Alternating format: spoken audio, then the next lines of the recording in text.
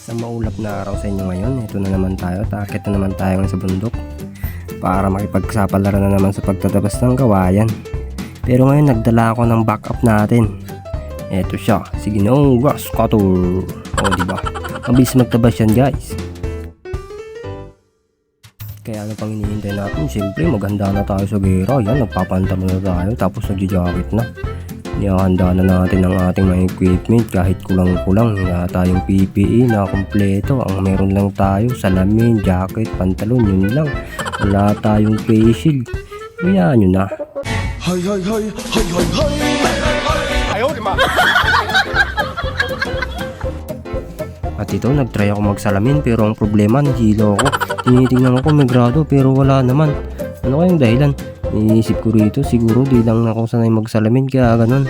Pero kahit ganun, sanay naman ako na hindi nagsasalamin kaya tira pa rin. Sige, andarin na natin yan para masimulan ng tabasan yung dadaanan nila bukas. Sa mga magta-try gumamit ng grass cutter dyan, huwag nyo kong agayahin na hindi nagsasalamin. Baka malaman yung sa huli ang pagsisisi pag kayo nabulag sa ginagawa ninyo. Hindi bali na ako. Sanay akong iwasan yung mga talsik ng mga damo. Ako yata si The Flash. Ayaw, di ba?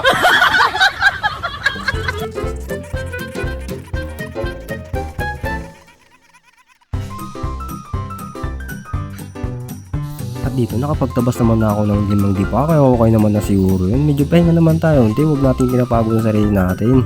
Diba? O pati lamok nakikikagat na. Grabe naman siya. Vampira ka talaga. O, kita mo walang takot araw na araw yan. At dito, imbis na nagpapahinga ako, hindi. Dahil pakiramdam ko, pinaparusahan ako na ito. Ang daming sumisip-sip ng dugo ko. Hindi naman ako nagdodonate ng dugo. Bakit ko naman inuubos? O, nabubusog ka na. Anak ka ng peking. Paparusahan din kita. Akala mo ikaw lang marunong pumatay. Putik ka. O, diba? Saan ka punta? To the heaven. At dito nga, tumayo na ako para magtrabaho. Ayaw ko namang maging buto na rito. Kakasip-sip nila ng dugo ko.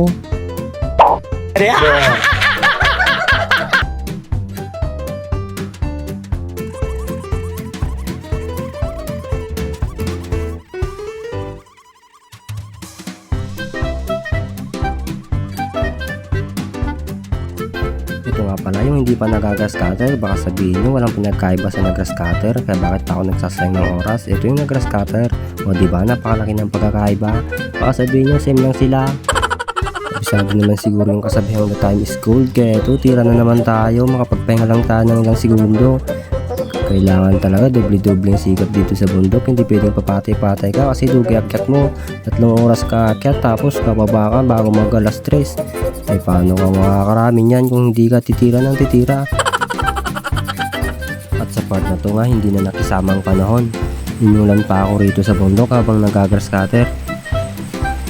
Minsan talaga ang ulan hindi mo inaasahan, bigla na lang darating kung kailan hindi mo naman siya kailangan. Pero pag kailangan mo siya, hindi siya darating kahit kanong gusto mong dasal lang gawin. Ano ba yan? At dito nga, pinagpatuloy ko pa rin ang pag-grass cutter kahit tumuulan. Kasi rush na to. Bukas kasi darating na yung mga DNR na magbabalidate nitong lugar. Kaya kailangan matabasan ko man lang kahit yung gilid man lang ng daan at saka yung daanan nila. Para naman may makita silang nagawa ko. At may accomplishment naman akong masasabi. Para di naman nila sabihin wala akong ginawa. O diba? Ayun o, namumuti pa nga yung ulan.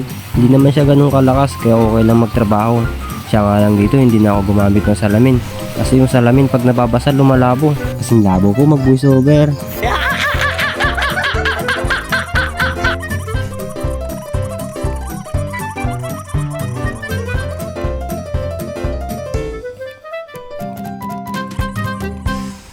At dito nga sa wakas tumila na rin yung ulan. Siya nga lang patapos naman na rin tayo, uuwi naman na rin tayo kaya parang useless lang din. Kung kailang uuwi na tayo, saring titila yung ulan, nabasa na't lahat-lahat, pati yung bag ko medyo basa na rin yan. Kasi yung plastic lang ang silong niya. Tapos dito medyo malamig-lamig na, tapos lumalabas-labas na rin yung ulap ha. Sinyalis na talagang wala na siyang ulan.